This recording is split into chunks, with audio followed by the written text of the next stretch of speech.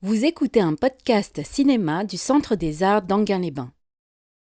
Sur Douglas Sirk, il est d'origine danoise. Il commence par le théâtre, metteur en scène de théâtre en Allemagne, au Danemark, en Allemagne et même un peu en Suède.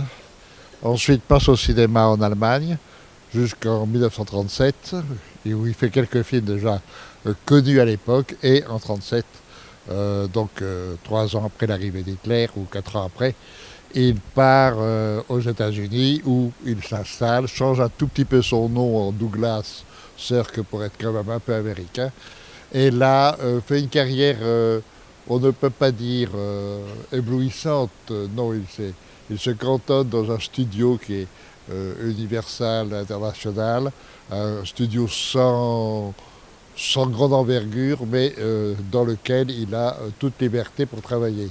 Et en même temps, il travaille aussi sur différents genres, mais disons que sa spécialité, et ce qui le rend encore aujourd'hui très célèbre, c'est le mélodrame revisité, le mélodrame américain revisité, en fonction aussi du mélodrame européen. Donc ça devient tout à fait passionnant de voir son cinéma, et en particulier ce film, donc, qui est son dernier film, qui reprend déjà une histoire qu'il avait traitée en 1930 en Allemagne, de le voir donc se terminer par ce film, qui est certainement de tous les mélodrames de l'histoire du cinéma le plus extraordinaire. En général, je n'ai pas mis à dire ça, euh, les directeurs de salle devaient payer 2 ouvreuses de plus pour à la fin nettoyer les larmes qui sont par terre. Bon. Euh, quels, sont, quels sont ceux qui voient le film pour la première fois? J'apprends beaucoup de gens finalement. Oui. Et ceux qui l'avaient déjà vu? Ah oui, pas beaucoup. Oui. Voilà. Hein, c'est ça, moi, c'est la date de sa sortie. Euh, c'est un film qui a eu quand même un retentissement, bon, d'autant plus que sous ses allures de mélodrame, sous ses allures, euh, malgré tout son apparat de mélodrame poussé jusqu'à ses conséquences extrêmes, c'est rarissime de voir un cinéaste aller à ce point au bout du mélodrame. Il n'empêche évidemment qu'il traitait quelques sujets intéressants, dont celui des Noirs en Amérique. Nous sommes justement à une époque où le problème noir est très présent aux États-Unis, et même va devenir encore beaucoup plus urgent quelques années plus tard, à partir des années 62-63. Toute cette époque où, en fin de compte, il y a eu une sorte de changement d'attitude envers les Noirs aux États-Unis. Et le film, de ce point de vue, est quand même, lui aussi, est important, puisque c'est... Enfin, aux États-Unis, à ce moment-là, on n'imaginait pas de faire un film où une femme blanche, une femme noire vivent ensemble, etc., sans idée de raciste, et en même temps montrer le problème noir de façon concrète, ou en tout cas pas concrète, mais en tout cas de façon très présente, comme Douglas Sirk le fait dans ce film. Ce qui est intéressant chez Douglas Sirk, et c'est pas pour rien qu'il a eu une très grande influence en Allemagne après la guerre, et en particulier par le plus grand cinéaste allemand d'après la guerre, c'est-à-dire de Fassbinder. Et Fassbinder s'est réclamé totalement de, de la Sirk, de son esthétique et surtout de sa conception, c'est-à-dire inverser le mélodrame, presque en le retournant, au lieu de faire en sorte que, en général dans le mélodrame, euh, l'imaginaire ou le sentimental ou les situations mélodramatiques l'emportent sur le réel. Ce qui est intéressant chez Douglas Sirk, et ce que reprend très précisément Fassbinder, c'est de faire que c'est le réel qui devient le sujet même du mélodrame. Les personnages se réfugient dans un autre monde, ou un monde dans lequel ils essayent justement d'échapper à la réalité, et cette réalité va introduire les éléments de vérité qui sont ceux des sentiments, ceux des véritables façons d'être et réactions d'être. C'est ça qui est très intéressant, parce que c'est cette inversion. Quand vous regardez bien, si vous réfléchissez au film, vous voyez que tout est fait sur des choses, au fond, très réalistes. C'est filmé, c'est filmé de façon admirable, mais sans jamais donner l'impression de quelque chose qui colore le récit ou la vision du film. Là, Douglas Sirk, l'un des plus grands chefs opérateurs de l'époque, et un des plus grands chefs opérateurs de la couleur, et comme vous avez pu constater, ça ne se remarque pas. Même si la copie est peut-être pas aussi bonne. Oui, pardon. Ah.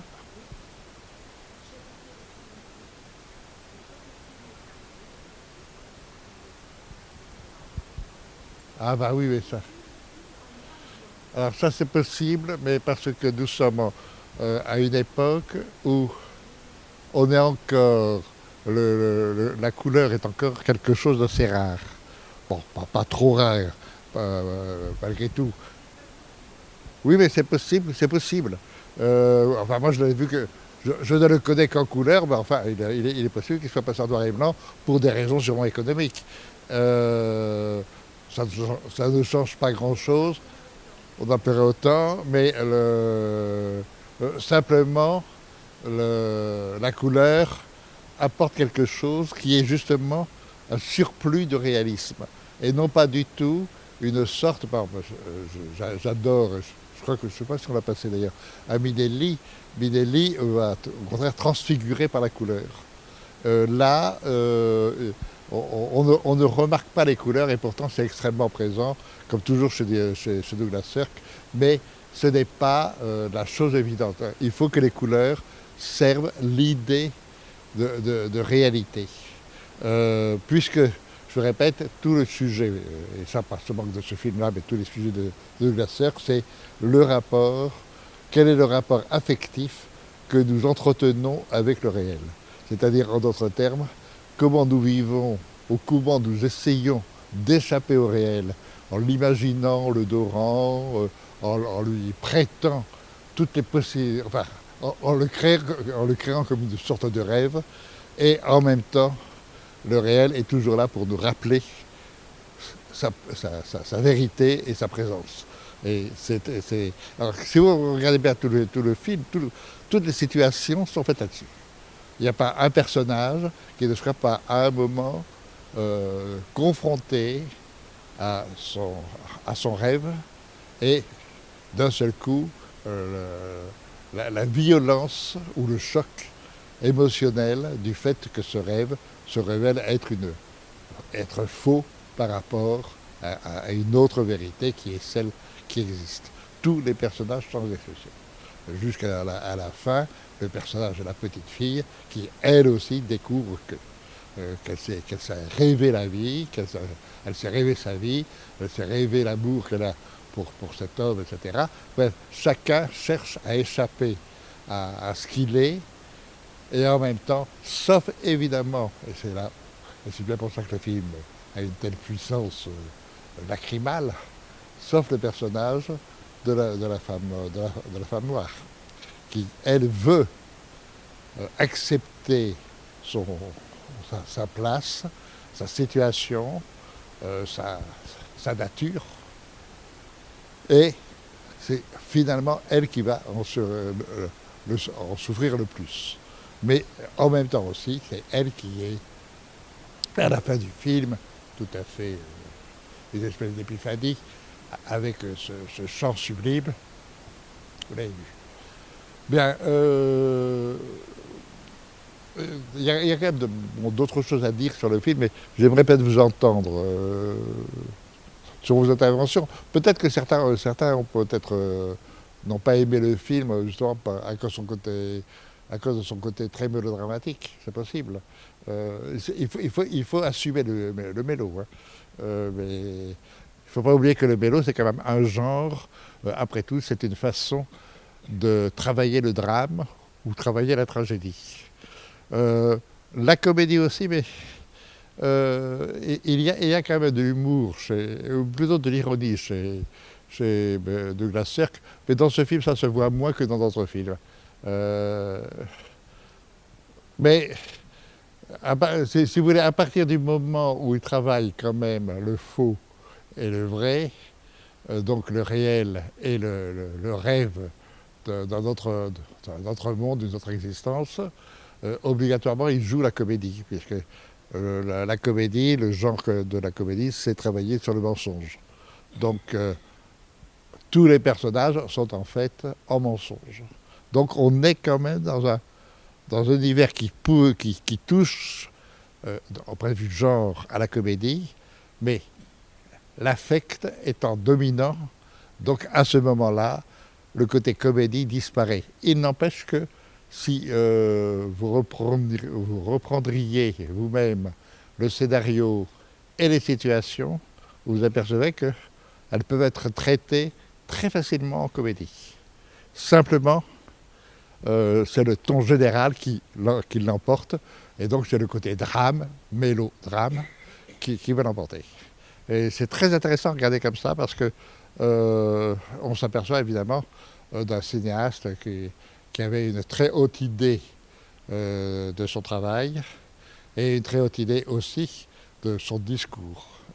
Il sait ce qu'il dit, et il sait que s'il fait un film comme ça, qui doit être évidemment un film totalement populaire, qui ne prétend pas donner des leçons, il n'empêche que ça doit être reçu par le public de façon que la leçon, il la reçoit de façon immédiate. C'est-à-dire que d'un seul coup, quand on voit le film, l'idée du racisme devient fausse et ensuite devient insupportable.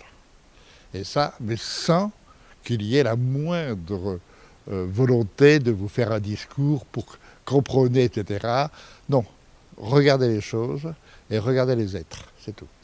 Et ça, c'est évidemment du grand art. Et je dis, même à Hollywood, je ne vois pas de cinéastes qui ont été aussi loin dans cette façon de traiter le mélodrame. Oui, pardon, vous voulez encore parler? Comment? Ah bon? Non, il n'y en a pas d'autres. Même si par exemple Minelli fait des magnifiques mélodrames, mais il ne les fait pas comme ça. Il ne les fait pas comme ça, et tout. Oui, pardon. Ça, vous savez, alors là, ça c'est une autre question que vous posez. Le problème de la vie des films, j'entends la vie publique, la vie de spectacle, et des films, alors c'est un problème que se posent toutes les cinémathèques. Et en effet, pourquoi un film comme celui-ci ne ressort pas plus souvent? Oui. Comment?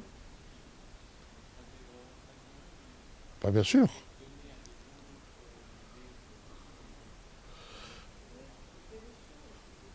Oui, non, mais de toute façon, ça je suis tout à fait d'accord. Mais alors là, aller savoir ce qui est dans la tête des distributeurs, pourquoi un film, on le sort, au contraire, on l'enterre. Alors là, comment? Ah oui, c'est ça, mais c'est un film que. C'est pour ça que je n'étais pas étonné que beaucoup de gens ne l'aient pas vu. C'est un film qui est peu connu de Douglas Sirk. Il y a des films, par exemple. Comment? Ah non, 15 jours ailleurs, c'est de Minelli. Hein. C'est de Minelli, mais c'est différent. Mais c'est magnifique. Non, mais par exemple, La Ronde de l'Aube, ou Le Secret Magnifique, ou Le Temps d'aimer ou Le Temps de mourir, qui sont des films magnifiques, mais qui sont en effet, en fin de compte, Douglas Sirk est un cinéaste qui n'est pas, enfin, en dehors des cinéphiles, qui n'est pas assez connu par le grand public, alors que c'est fait pour lui. On ne peut pas faire plus grand public que ce film, enfin, que ce cinéma. Oui, pardon.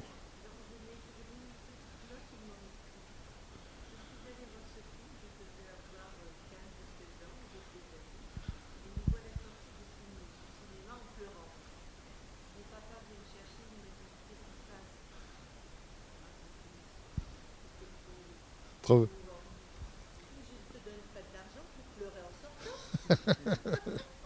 Oui, c'est vrai, mais je dis, je ne crois pas qu'il y ait un film plus lacrymal, enfin, dans le bon sens, hein, dans le bon sens, parce que bon, il y a d'autres films qui font pleurer trop facilement.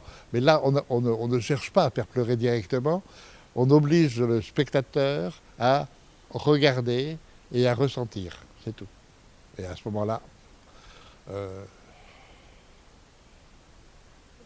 et en plus, il y a une autre chose que je trouve très beau, c'est qu'aucun personnage, même le personnage de la jeune fille, nous, blanc-noir, est un personnage qui aurait pu facilement être odieux. Il n'y a pas un personnage qui soit odieux, méprisable, etc. Aucun. Non. Ah, oui, mais attention, là c'est une autre question qui est posée, une double question qui est posée. C'est-à-dire, euh, première question, comment faire en sorte que nous soyons, enfin, ce qui pourrait être justement un peu le ridicule du mélodrame, sur un niveau euh, de perfection, d'attitude dans la vie. Donc, ce personnage d'ambitieuse, etc., normalement, bon, on pourrait penser, et même on devrait penser, qu'elle accepterait certaines concessions. Bon, donc il faut que la scène existe. Mais en même temps, on va jouer de cette scène pour dire, ah non, attention, elle est au-dessus de ça. Mais son au-dessus de ça n'est pas forcément une chose meilleure. La preuve, c'est que ça détruit tout. Mais en même temps, elle est au-dessus de ça. Elle sera une femme bien, qui réussira sa carrière. Bon, alors, en plus, par le hasard, etc., tout ce que l'on veut. Mais en même temps, aussi, ce qui est intéressant sur ce personnage de cette femme, enfin de cette héroïne, c'est la manière dont Douglas Sirk introduit la réflexion sur le théâtre ou sur le spectacle à l'intérieur du film, sur justement sur la représentation et au fond, reprenant alors à ce moment-là tout le sens même de son film, c'est-à-dire comment nous nous représentons nous-mêmes à nous-mêmes et comment nous réagissons par rapport à cette représentation. C'est-à-dire que le théâtre devient à ce moment-là l'idée même de la représentation de nos rêves, mais en même temps cette représentation est toujours travaillée sur une idée fausse. Et c'est pas pour rien que chaque fois qu'on la voit jouer, on lui fait remarquer bon, que alors, après on voit ses succès, mais on la voit à ce moment-là immobile, recevant les applaudissements. Mais quand on la voit répéter, on voit qu'elle répète toujours un peu faux. Et à la fin, sa fille lui dit arrête de jouer ta grande scène, etc. C'est-à-dire qu'il y a sur la notion même de représentation le travail, enfin le travail de Douglas Sirk, c'est penser au fait que, quoi que l'on fasse dans la vie, nous sommes tous en représentation. Et comment cette représentation, qu'est-ce qu'elle dit de nous, qu'est-ce qu'elle dit sur nous, etc. Et comment nous jouons nos rôles. D'autres cinéastes ont travaillé ça aussi, différemment. Je pense qu'il quelqu'un en France comme Jean Renoir qui travaille ça. Mais cette notion de représentation est d'autant plus intéressante au cinéma qu'on est dans la représentation plus d'une certaine façon qu'au théâtre. Même si au théâtre, après tout quand on voit Hamlet, etc., on voit bien que la représentation, dans la représentation, ça joue beaucoup. Mais au cinéma, cette idée que l'on est en principe censé représenter le réel, donc voir le monde tel qu'il est, et en fait qu'on ne peut pas échapper de toute façon à la représentation que l'on a de soi ou que l'on donne de soi aux autres. Et, donc et tout le film est fait sur cette idée-là, sur cette construction-là. Oui, d'autres réactions. Oui, pardon. À l'époque, il a été très bien reçu. Il a eu un gros succès public, quoi. Le public, je répète, a été content de son mélo, quoi. On ne peut pas aller plus loin. La fin du film, je répète, c'est impossible d'aller plus loin dans le mélo. Impossible. Vous êtes dans le maximum, là. Non, il était très très bien reçu, le film. Oui, d'autres réactions?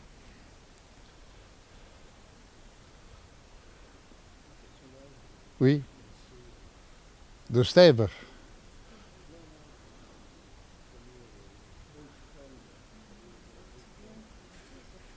Euh,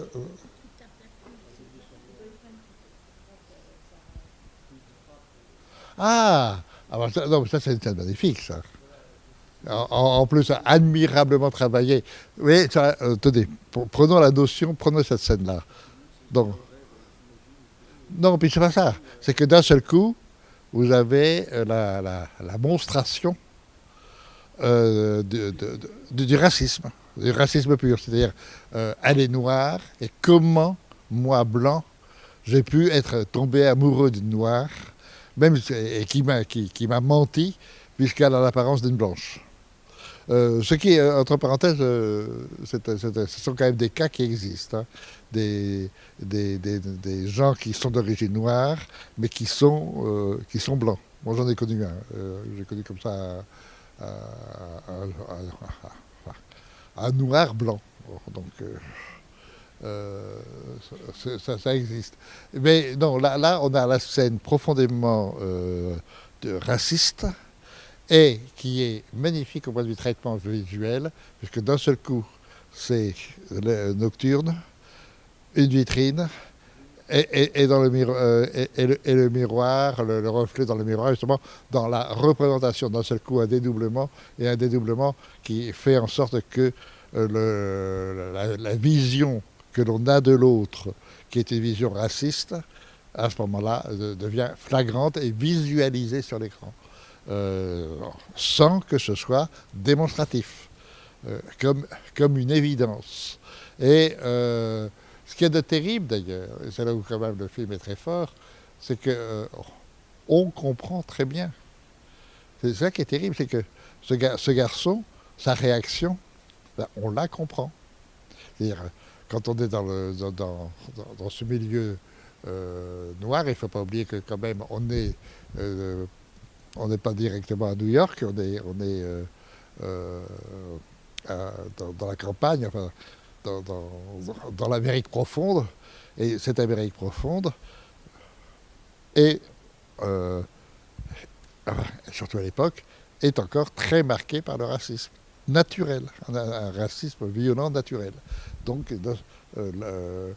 Douglas Sirk le fait ressortir violemment. Mais cette séquence, évidemment, est terrible. C'est dans le film peut-être la plus violente.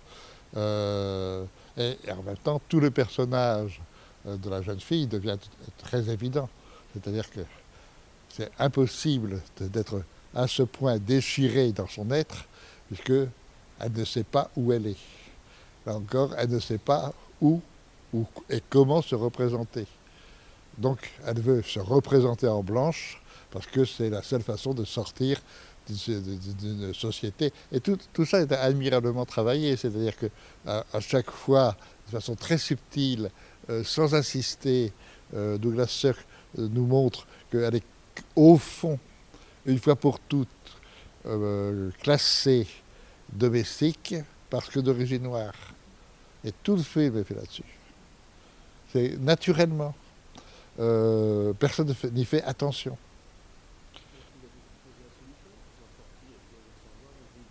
Oui, c'est ça, mais de toute façon, tout le début du film, c'est sur la pauvreté. On commence quand même par la pauvreté, et sur un autre thème alors américain, qui est celui de la réussite. Ce qui est très, très fort dans le film, c'est de montrer à quel point le mythe impératif de la réussite individuelle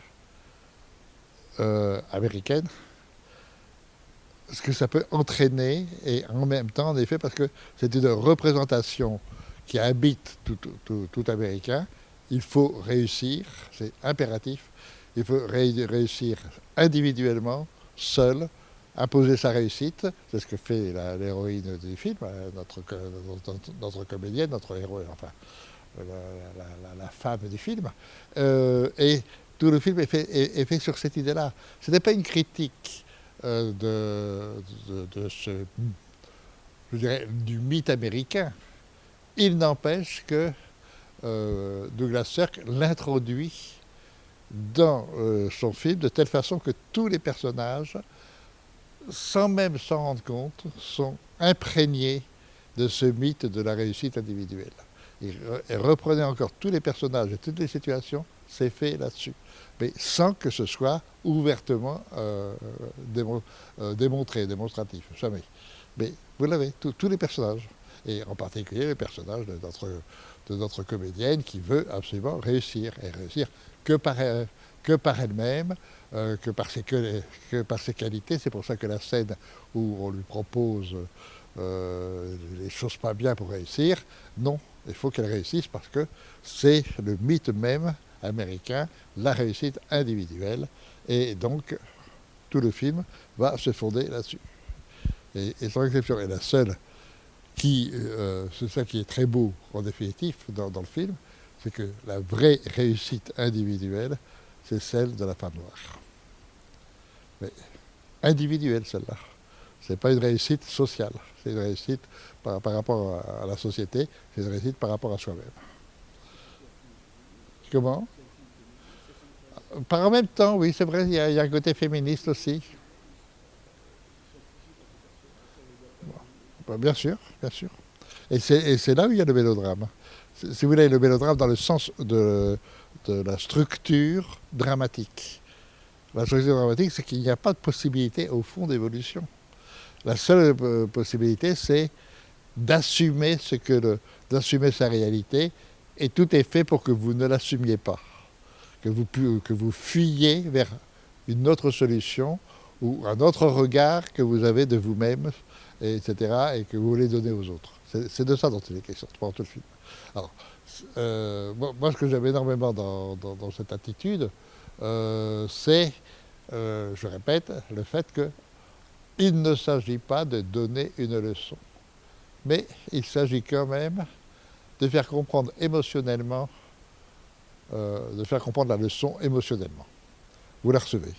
On ne reçoit pas, simplement on ressent les choses. Et je pense qu'en effet, c'est la force du film, quoi.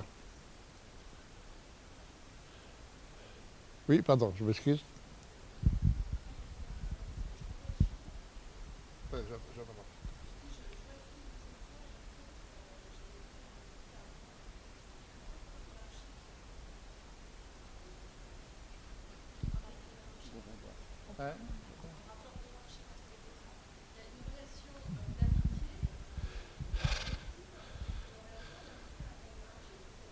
Oui, bien sûr. Non mais, non, ce qu'il y a de...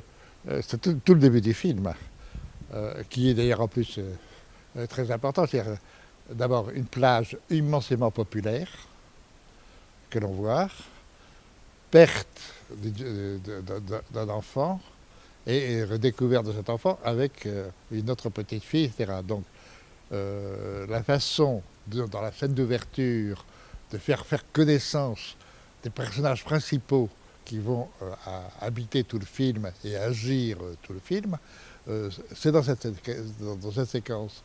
Et dans cette séquence, nous est dit d'emblée que la noire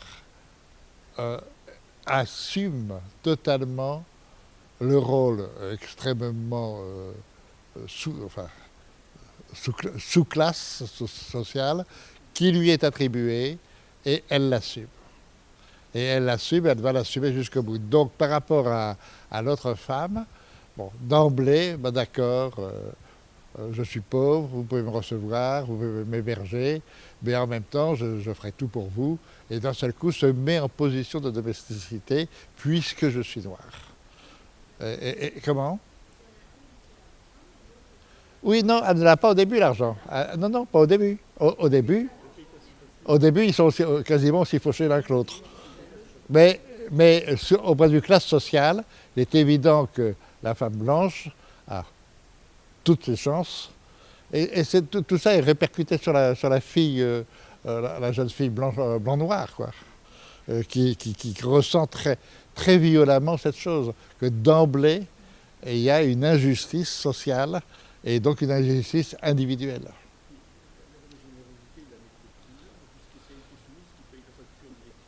Oui, en plus, oui, c'est ça. En plus, la générosité. euh, enfin,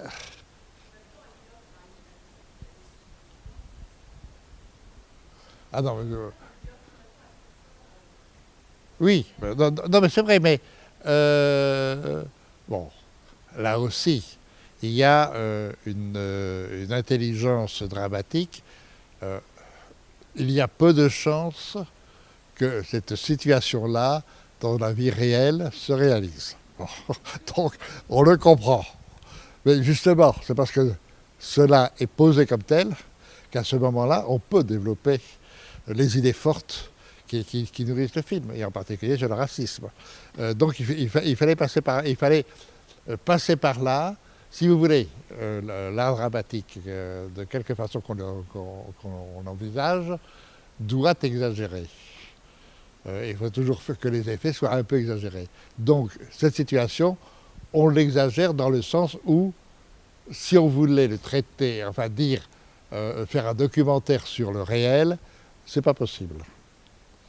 Mais tel que l'action au départ commence, c'est possible. Et c'est une idée très intéressante puisque c'est on perd un enfant, une enfant, et en même temps on va retrouver des enfants, on va les unir.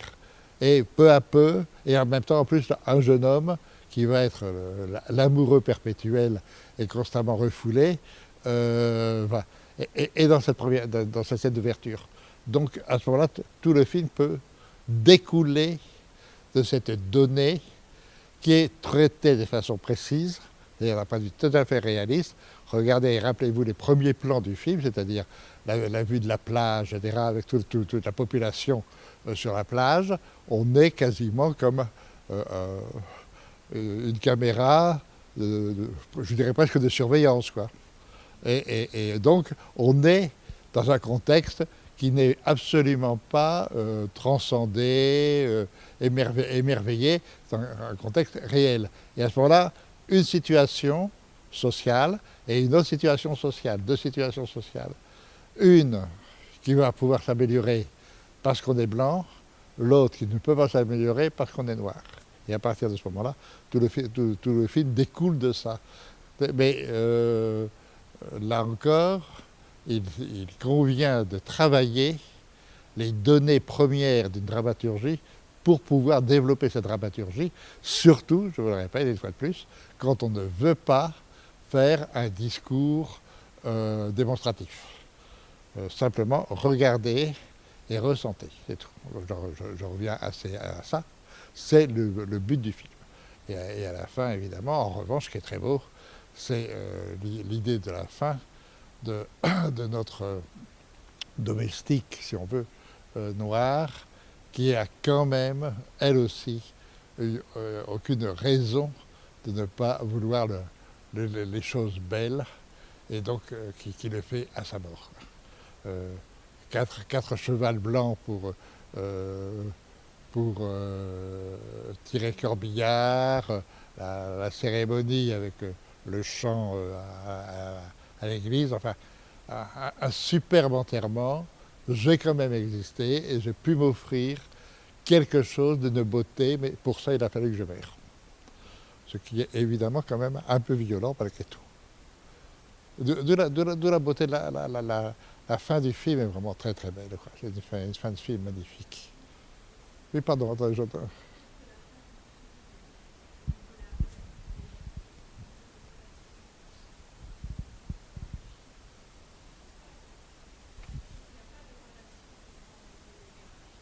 Ah non.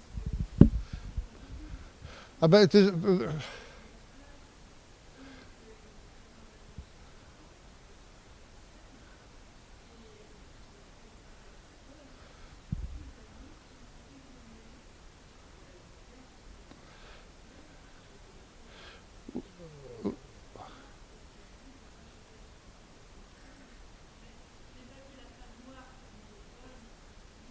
non.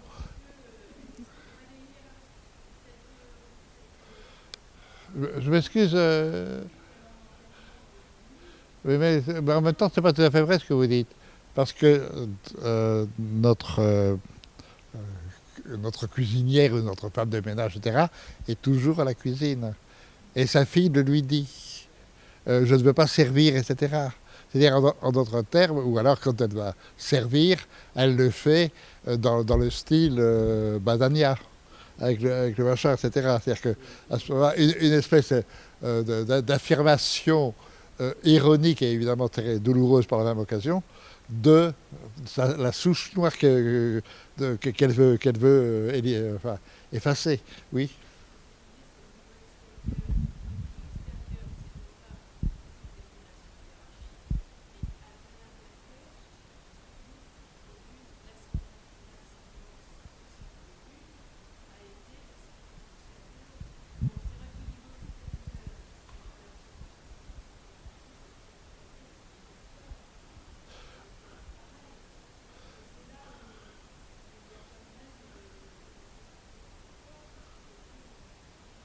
Oui, et avec en plus une autre idée aussi qui est très forte, qui est dominante, c'est l'idée de la maternité, de la mère. Où est le maternel? Et le besoin du maternel. Et c'est évident que tout le personnage de notre héroïne blanche, c'est que elle est maternelle, elle aime, d'accord, sa fille, mais d'abord sa réussite, toujours. En revanche, l'autre femme, le maternel est là en permanence. Euh, et ça, c'est très beau parce que c'est redonner à la femme un rôle qui est peut-être un peu lourd à porter et quelquefois même tout à fait, je dirais, pas dangereux, mais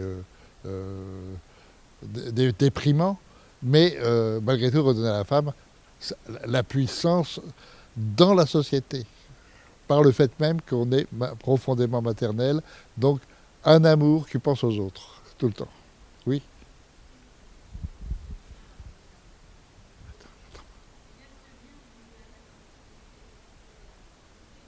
oui.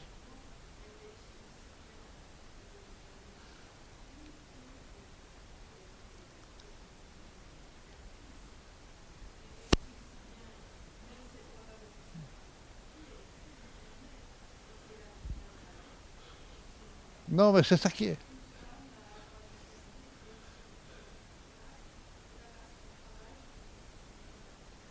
Oui, mais justement, ça pose quand même dans la vie réelle, ça pose des questions, ça pose problème.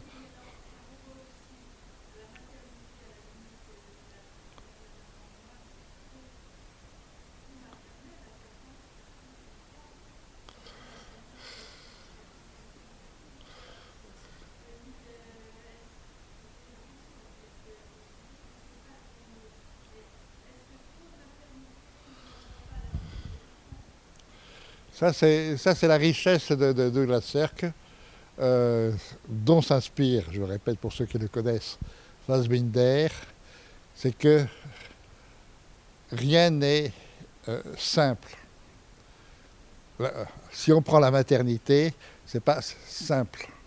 Euh, si on est très maternel, ça peut être aussi dangereux que si on ne l'est pas. Donc, c'est quand même travailler ce type de vérité. Euh, comment? Ce que Sarah Jane reproche à sa mère, c'est pas un excès d'amour, Non. c'est qu'elle ne remet pas en cause l'ordre qui lui fait mal et qui l'a fait souffrir. Absolument. Et ce qu'elle lui reproche, C'est de ne pas c'est se de ne pas révolter. l'avoir armée C'est pour ça. vivre dans ce monde, C'est de ne pas se révolter. de ne pas De- se révolter. de- Et Sarah Jane est révélatrice de cette violence Et cette violence va être manifestée par ce jeune amoureux qui va la battre, etc. Non, non. Le film à mon avis, est parfait Ce qui fait qu'elle n'est pas du tout odieuse, cette jeune fille, Ah non, parce mais- qu'elle est elle-même, ah non, mais elle souffre de toute parce façon. qu'on la prive même de sa mère par cette violence. Ouais. Mais de toute façon, tous les personnages et les femmes elles-mêmes enfin, la mère avec sa fille, enfin justement la mère noire avec sa fille à la fin du film, ou aussi à la fin du film, la femme blanche avec sa fille. La même chose. Il y a d'un seul coup les rapports de la représentation. Je suis ta fille, je suis ta mère, et la complexité de ce type de rapport. Jamais rien n'est simple dans ces rapports affects. La mère noire dit tout de même au début que sa fille est née pour souffrir. Être noire, Non, elle le dit à la fin, elle le dit à la fin. même au début, non. Elle le dit au début, oui. Au début, elle dit à la femme blanche comment elle a consolé, comment dire à sa fille qu'elle est née pour souffrir. Oui, mais c'est ce qui est en même temps. Il faut bien rappeler que le film est de 58 et que là, sans avoir été touché, Douglas Sirk rappelle que les Noirs, encore en 58, bon, on n'est plus dans l'esclavage, il n'empêche qu'il y a une frontière qu'ils ne peuvent pas franchir à ce moment-là. Et le film le dit très, très clairement, en fait. On voit bien deux générations de noirs aussi, celle qui, comme la mère, accepte, enfin fait avec la discrimination raciale, et il va trouver une sorte de rédemption parce qu'elle va avoir un rôle dans la communauté aussi, c'est important, la communauté religieuse, et puis la fille qui sera dans la révolte et qui sera autre chose ensuite. Oui, bah, elle qui va aller dans la religion des bars, pour autre chose, oui. Absolument. Bien, bah, je sais pas si... Ah oui, allez-y, pardon. Comment est-ce qu'on aurait pu imaginer faire un mélodrame en montrant que des personnages exécrables? C'est très difficile à le faire. Parce que c'est rare d'avoir un film où, Où tout le monde est beau. où tout le monde a quand même une grandeur d'âme. C'est ça, bah, c'est ça qui est merveilleux. Non mais c'est rarissime et c'est extrêmement culotté parce que une partie du public peut dire c'est pas possible, les bons sens. Enfin, c'est-à-dire jouer sur ce que doit jouer le mélodrame, c'est-à-dire le bon sentiment. Et le bon sentiment, euh, je dirais, on le manipule à ce point, comme dans ce film, en effet, c'est quelque chose d'excessif et normalement, ça pourrait provoquer une réaction de rejet. La force de cette construction-là, et donc du filmage, c'est que non, ça fonctionne. Et que les bons sentiments euh, sont, sont là pour rappeler la, comment ça s'appelle, une société qui se rêve elle-même dans les bons sentiments. Avec évidemment, et ça c'est très net encore dans le film, un appoint religieux ou une religiosité qui est présente. C'est pas pour rien qu'à la fin du film, ça aurait pu être, je m'excuse de dire le mot, ça aurait pu être putain de travailler le grand chant mortuaire qui est magnifique de la noix qui chante. Mais en réalité, les bons sentiments, c'est nécessaire. Il n'empêche que c'est pas quand même sans danger. Donc, et c'est le sujet du film. En général, quand il y a un film comme ça, tout le monde prend parti pour les bons ou pour les noirs. Et là, c'est Ah bah, c'est bien ce que je vous dis. le film qui est sorti, je crois, l'an dernier, qui s'appelle La couleur des sentiments. Ouais. Là, les blanches étaient caricaturées comme étant toutes des femmes horribles, ne s'occupant pas de leurs enfants et autres, et les domestiques noirs étant des femmes formidables, etc. Et avec vraiment, enfin, tous les caractères sont très tranchés, ou vraiment répugnants, ou les noirs qui ne sont que souffrance et donc on a toujours la compassion pour eux. Et là, ce qui est formidable, c'est que quelque part, on n'a pas de compassion Non, parce qu'on se positionne, on ne peut pas se positionner. non, mais en revanche, on assume l'idée des bons sentiments, même si on n'est pas tout à fait d'accord. Mais d'accord, c'est un peu comme c'est traité, si vous voulez, de la même façon qu'un conte de fées. Il y a une féerie. Et dans cette féerie, il y a des difficultés. Mais à la fin, et donc à la fin, c'est la résurrection ou en tout cas le retour au religieux qui permet non pas d'éveiller, mais d'imposer les bons sentiments. Et la fin du film, c'est ça. Enfin, la mauvaise fille, je dis mauvaise fille en rigolant, revient et vient. Enfin, c'est beau, ce moment où, où le policier veut l'empêcher, etc. Et elle vient et elle avoue ouvertement devant tout le monde son origine, etc. Oui, pardon. Bien, très bien. Il a eu du succès aux États-Unis, bon, justement parce que il n'y a pas eu dans le film l'idée qu'on va convaincre le public sur l'idée du racisme. On ne va pas lui faire un cours, etc. C'est sur ces sentiments, donc sur le côté lacrymal, que ça va se jouer. Et à partir de là, si à la fin du film, un bon spectateur, bien raciste, pleure à chaudes larmes, c'est que ça va. Et c'était le cas. C'est très fort comme idée. Et je répète, c'est pas pour rien que Fassbinder, qui est un cinéaste, je répète, quand même beaucoup plus, lui, directement contestataire, a pris a pris l'exemple vraiment chez Douglas Sirk. Traitement du réel, traitement des sentiments, traitement du mélodramatique, du mélo, etc. Et bon, alors, bien sûr, avec quand même ensuite une autre façon d'envisager les choses. Douglas Sirk, il est né en 97, 1800 évidemment. Fassbinder est né en 1945, donc au moment de la fin de la guerre. On n'a pas tout à fait le même point de vue, il s'est passé bien d'autres choses entre-temps. Donc, mais c'est quand même cette lignée-là. Comment envisager le traitement de l'idée de réalité et du faux dans le réel. Comment le réel est à la fois faux et vrai. Et c'est ça qui est passionnant. Pardon.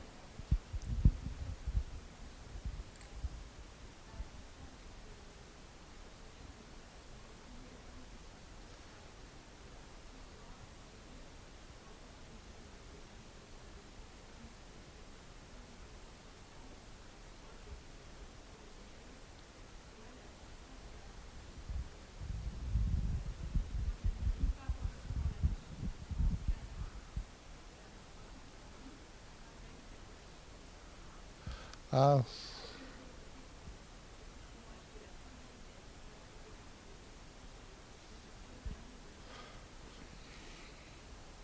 Non, non. Essayez d'analyser très précisément comment vous avez reçu le film. Je m'excuse, c'est donné d'emblée comme une évidence que la femme noire doit être la servante de la femme blanche. Vous ne pouvez même pas, tout simplement. Alors là, revenons au réel. Même si, je répète, le film ne se veut pas directement réaliste, mais il n'empêche que, inversé, vous avez la même situation, mais la femme blanche n'a pas de travail, ne sait pas où se loger, et c'est la femme noire qui l'invite. Vous ne pouvez pas faire le film. À l'époque, en tout cas. Et même, je crains aujourd'hui. Non. Et donc, ce n'est pas les mêmes notions de souffrance.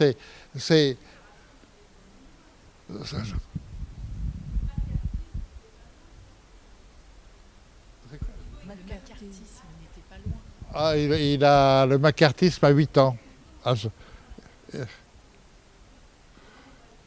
Oui, mais attendez.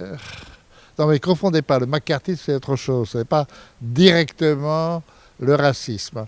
Le racisme, c'est ce qui a quand même cours aux États-Unis à l'époque. Et évidemment, je ne parle pas de la guerre de sécession. Je ne parle pas de tous les lynchages d'avant la guerre de 40. Je ne sais plus combien, il y a eu près de 2000 ou 3000 lynchages de Noirs de 1914 à 1940. Donc lynchage mort, hein, avec les morts. Donc on ne peut pas dire que le problème raciste n'était pas déjà préexistant et McCarthy n'est pas dans le racisme, c'est dans le racisme anti-noir, c'est autre chose, c'est par rapport au communisme, c'est par rapport à la Russie. Non, en revanche, le problème racial devient en effet crucial à partir, déjà avant les années 60, mais à partir des années 60. Ça commence avec la femme noire dans un autobus. Comment? C'est ça, Rosa Parks, etc. Et donc ça précède. Le film est après, il ne vient pas. Le film est avant. Le film prend en compte le racisme ambiant qu'il y a à l'époque.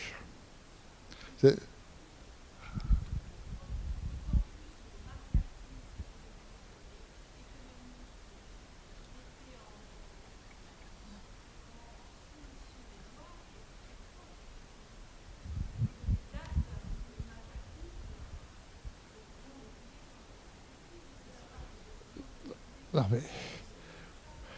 Non mais...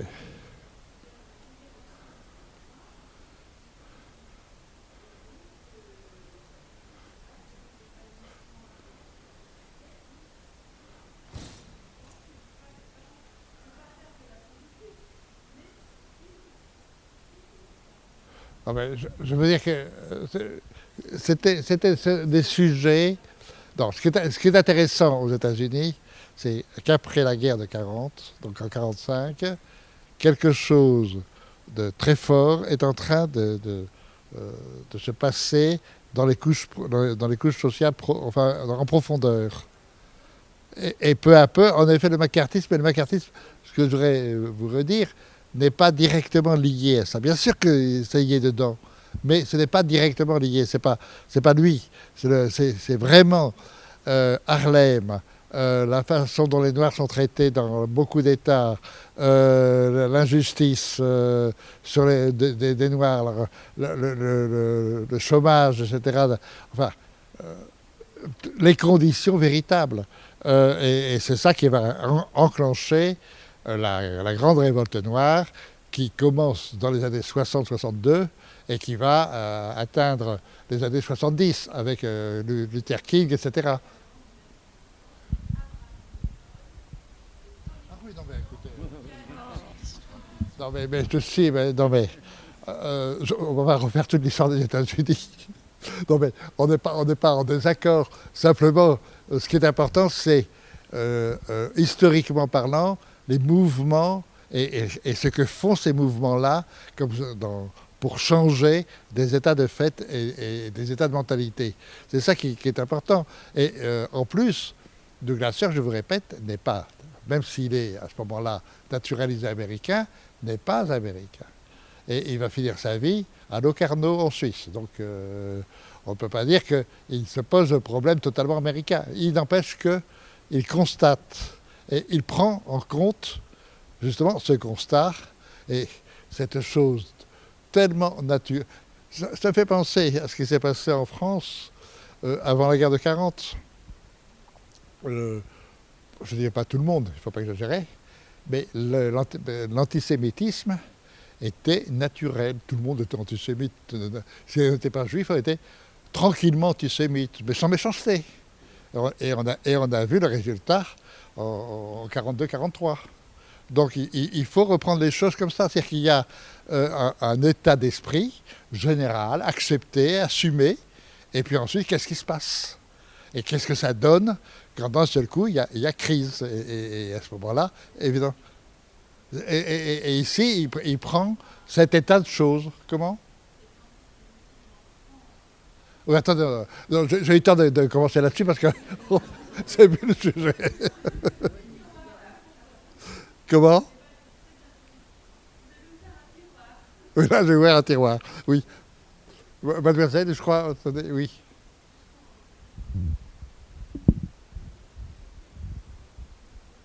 C'est quoi ce truc?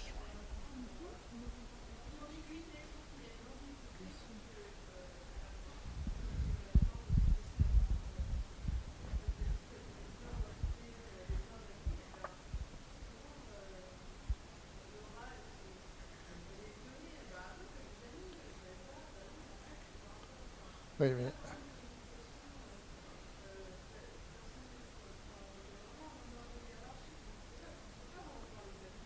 Dans